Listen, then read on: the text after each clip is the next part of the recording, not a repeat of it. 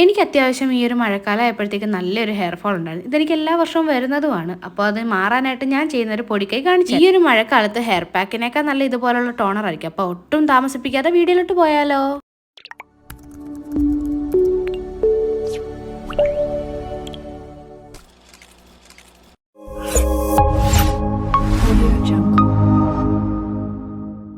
അപ്പോൾ ഇതിന് വേണ്ടത് 3 തണ്ട് കറിവേപ്പിലയും 1 പിടി കൊച്ചുള്ളിയാണ്. ഇത് നന്നായിട്ട് കഴുകി വൃത്തിയാക്കി എടുത്തതിന് ജാറിനകത്തോട്ട് ഇത് രണ്ടും ഇട്ട് നല്ല പേസ്റ്റ് പോലെ ഒന്ന് അരച്ചു കൊടുക്കാം. എന്നിട്ട് നന്നായിട്ട് ഇതിനെ ഒന്ന് അരിപ്പയ്ക്കകത്തിട്ടൊന്ന് പിഴിഞ്ഞ് നന്നായിട്ട് അതിൻ്റെ നീര് മാത്രം എടുക്കണം. അതിനകത്തോട്ട് നിങ്ങൾ ഡെയിലി യൂസ് ചെയ്യുന്ന ഒരു ഹെയർ ഓയിൽ ഒഴിക്കണം. പിന്നെ ഞാൻ ഇതിനകത്ത് ചേർത്ത് കൊടുക്കണം തലേദിവസം വെള്ളത്തിലിട്ട് ഉലുവയുടെ വെള്ളം, അതുപോലെ തന്നെ നമ്മുടെ റോസ്മേരി ലീവ്സിന്റെ വെള്ളവും കൂടിയാണ്. ഇത് കൈവച്ച് മിക്സ് ചെയ്ത് കൊടുക്കുന്നതായിരിക്കും ഒന്നുകൂടെ നല്ല. സ്പൂൺ ഇട്ട് വെറുതെ കലക്കണം. ഇതാകുമ്പോൾ ഒന്നുകൂടെ നന്നായിട്ട് മിക്സ് ആയി കിട്ടും. എന്നിട്ട് നമ്മുടെ ഫസ്റ്റ് സ്റ്റെപ്പ് എന്ന് പറഞ്ഞാൽ ആദ്യം മുടിയൊക്കെ നന്നായിട്ട് ചടക്കൊന്നും ഇല്ലാതെ നല്ല വൃത്തിയാക്കി എടുക്കണം.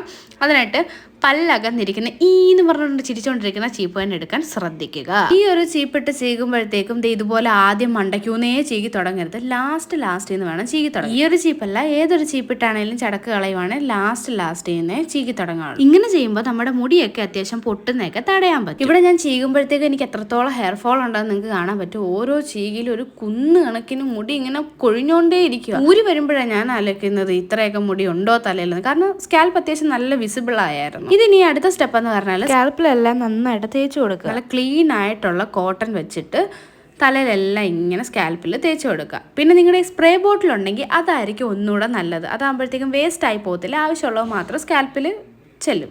എൻ്റെ കയ്യിൽ ഇപ്പോൾ സ്പ്രേ ബോട്ടിൽ ഇല്ല. എനിക്ക് തന്നെയല്ല ഇതിൻ്റെ ഒരു ആവശ്യമായിട്ട് എനിക്ക് തോന്നിയുള്ളൂ.